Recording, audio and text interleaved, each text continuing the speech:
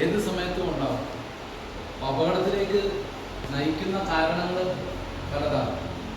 എന്താണെങ്കിലും ശരി, അപകട സമയത്ത് നമ്മൾ അതിന് ദൃക്സാക്ഷിയായാൽ നമ്മൾ ചെയ്യേണ്ടത് ഏറ്റവും ഇമ്മീഡിയറ്റ് ആയിട്ട് അവർക്ക് വേണ്ട മെഡിക്കൽ അറ്റൻഷൻ അത് പ്രാപ്തമാക്കുന്ന രൂപത്തിൽ അവരെ ട്രാൻസ്പോർട്ട് ചെയ്തിട്ട് ഏറ്റവും നിയറസ്റ്റ് ആയിട്ടുള്ള ഒരു ഹോസ്പിറ്റലിലേക്ക് എത്തിക്കുക എന്നുള്ളതാണ്.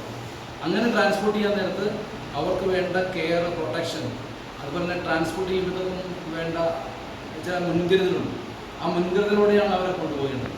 കയ്യിലും കാലിലും പിടിച്ച് തൂക്കിക്കൊണ്ടുപോയി കഴിഞ്ഞാൽ അത് ചിലപ്പോൾ അവരെ നിത്യ രോഗിയാണ്. അതുപോലെ തന്നെ അങ്ങനെ കിടക്കുന്ന ആളുകളിൽ ചിലപ്പോൾ ശ്വാസം നിലച്ച പോലെ ഉണ്ടാവും. അങ്ങനെയുള്ള ആൾക്കാർക്ക് ആ ജീവവായു എത്തിച്ചു കൊടുക്കുന്നതിന് വേണ്ടിയിട്ടുള്ള ഏറ്റവും പ്രഥമമായിട്ടുള്ള ഒരു പ്രക്രിയയാണ് CPR, കാർഡിയോ പൾമണറി റെസിപ്പിറ്റേഷൻ എന്നാണ് അത് മുഴുവനായിട്ട് പറയുക. അതായത് നമ്മൾ അതിൻ്റെ പ്രാക്ടീസ് നമുക്ക് ഡെമ്മിയിലൊക്കെ ചെയ്യാൻ പറ്റും. നമ്മൾ ആ നെഞ്ചിൽ കൈ ഫുള്ളായിട്ട് എടുത്ത് വെച്ചുകൊണ്ട് നമ്മൾ പ്രസ് ചെയ്യുമ്പോഴത്തേക്കും ആ ഹൃദയത്തിൻ്റെ സ്പന്ദനം വീണ്ടും ഉണ്ടാകും. അപ്പോൾ അങ്ങനത്തെ ഒരു പ്രക്രിയ നമ്മൾ ചെയ്യുകയാണെങ്കിൽ അയാളുടെ ജീവിതത്തിലേക്ക് തിരികെ കൊണ്ടുവരികയാണ്.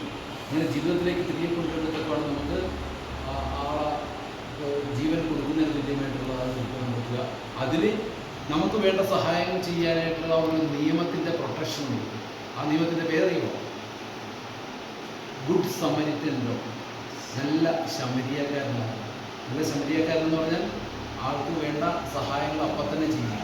അങ്ങനെ സഹായം എത്തിക്കുന്നവർക്ക് പ്രോത്സാഹനങ്ങളും അതുപോലെ മറ്റ് നിയമപരമായിട്ടുള്ള കുരുക്കുകളിൽ നിന്നൊക്കെ രക്ഷപ്പെടുത്താൻ ആവശ്യമായിട്ടുള്ള നടപടികളും ഒക്കെ ഗവൺമെൻറ് പ്രഖ്യാപിച്ചിട്ടുണ്ട്. അതുകൊണ്ട് അത് നല്ല ശമരിയക്കാരനാകുക എന്നുള്ളത് കൂടി ഒരു നല്ല മനുഷ്യസ്നേഹിയുടെ